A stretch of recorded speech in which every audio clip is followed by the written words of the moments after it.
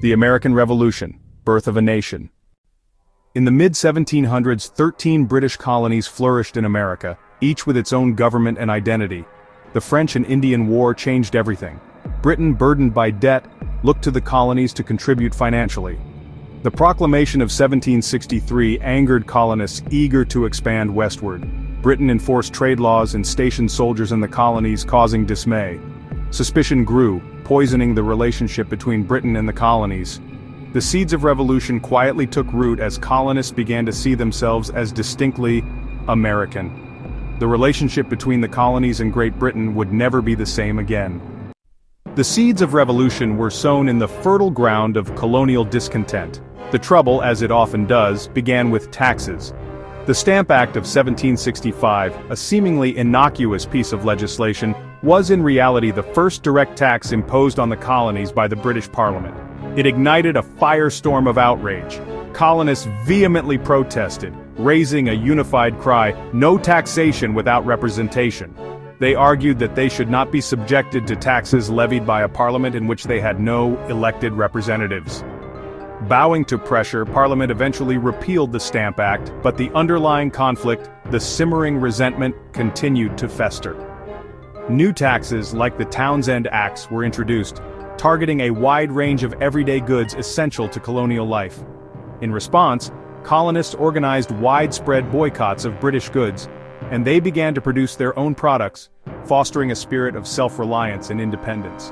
Boston, a bustling port city, became the undeniable center of resistance, with tensions constantly rising due to the presence of British soldiers. In 1770, a tragic incident known as the Boston Massacre left 5 colonists dead, further fueling the already intense anti-British sentiment that was sweeping through the colonies. Leading the charge were patriots like Samuel Adams and Paul Revere, who skillfully spread the story of the massacre, deepening the divide between the colonies and Great Britain. The final straw, the act that pushed the colonies to the brink, was the Tea Act of 1773. This act granted the British East India Company a virtual monopoly on the tea trade in the colonies, and included a hidden tax that colonists found particularly offensive. Colonists viewed it as yet another blatant attempt by the British to assert control over their economic lives. On the night of December 16, 1773, a group of men disguised as Mohawks in a brazen act of defiance, dumped 342 chests of tea into the icy waters of Boston Harbor. The Boston Tea Party was more than just a protest. It was a bold and unmistakable act of defiance against British authority. Britain, stung by this act of rebellion, simply could not ignore this direct challenge to its power. The battle lines were now clearly drawn, and the point of no return had been reached. The colonies were rapidly transitioning from a state of protest to one of outright rebellion against British rule. The initial fight for rights and representation was quickly evolving into a much larger and more profound fight for freedom and self-determination. The revolution, fueled by years of simmering discontent, was now gathering unstoppable momentum. The world, as they knew it, was poised on the precipice of change, and nothing would ever be quite the same again. Britain responded to the Boston Tea Party with the Intolerable Acts, designed to reassert British authority.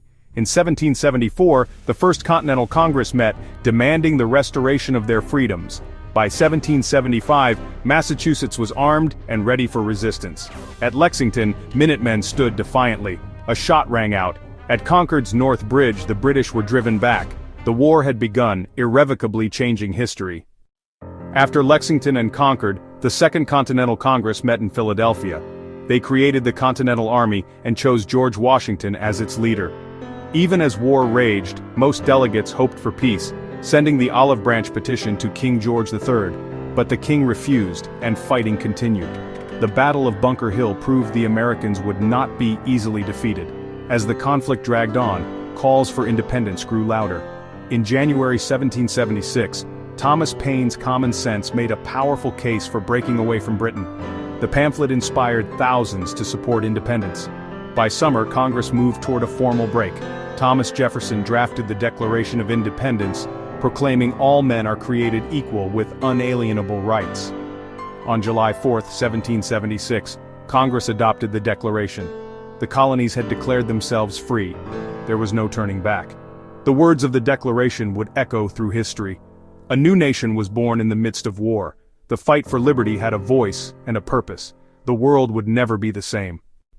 The Declaration was bold, but freedom had to be won on the battlefield.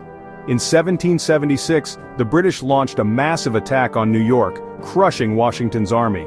Washington's daring escape saved his troops, but the Americans retreated across New Jersey.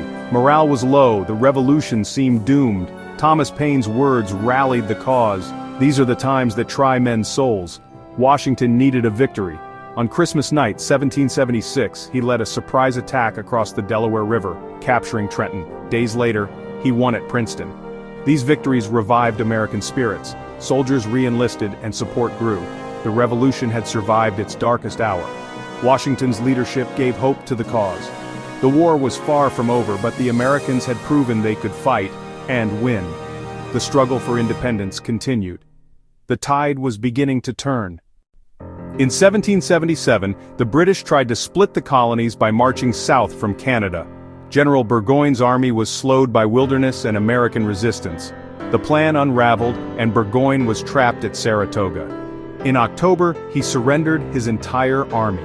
The victory at Saratoga was a turning point. It convinced France that the Americans could win. In 1778, France officially allied with the United States, providing money, troops, and a powerful navy. The war became a global conflict. The American Revolution was no longer just a colonial rebellion. With French support, the fight for independence gained new strength. The British faced a determined enemy and a world of trouble. The balance of power had shifted. The revolution was now a world war. With French help, the British shifted their focus to the south, hoping loyalists would turn the tide. They captured Savannah and Charleston but couldn't control the countryside.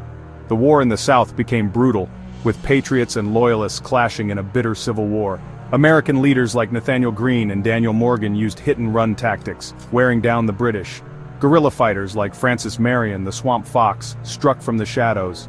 At Cowpens, Morgan won a brilliant victory. At Guilford Courthouse, Greene fought Cornwallis to a costly standstill. Cornwallis, exhausted, marched north to Virginia. The British were losing their grip. The Americans had learned to fight in new ways. The war was grinding down the British army. The final showdown was coming. The revolution was entering its decisive phase. The end was in sight. In 1781, Cornwallis set up camp at Yorktown, Virginia, believing he was safe. Washington saw an opportunity and marched his army south, joining forces with the French. The French fleet blocked the British by sea, trapping Cornwallis. American troops and French troops surrounded Yorktown, bombarding the British for weeks. Cornwallis's position became hopeless. On October 19, 1781, he surrendered his army. The world turned upside down. The victory at Yorktown broke Britain's will to fight. The war wasn't officially over, but the outcome was clear. The American Revolution had succeeded. A new nation had won its freedom. The British Empire had been humbled. The struggle for independence was finally won. The world had witnessed the birth of a new power. The United States had arrived. Yorktown ended the fighting, but peace took 2 more years. In 1783, the Treaty of Paris recognized American independence and set the nation's boundaries. The revolution was more than a war. It was a new vision of government. Americans replaced monarchy with a republic based on the consent of the governed. The Constitution created a bold experiment in self-rule. The ideals of liberty and equality began to reshape society, challenging old hierarchies. The revolution inspired movements for freedom around the world. The United States became a beacon of hope. The idea that ordinary people could govern themselves changed history. The legacy of the revolution endures, in America and beyond. A new nation founded on revolutionary principles had changed the world. The American Revolution was not just an end but a beginning. Its impact would echo for generations.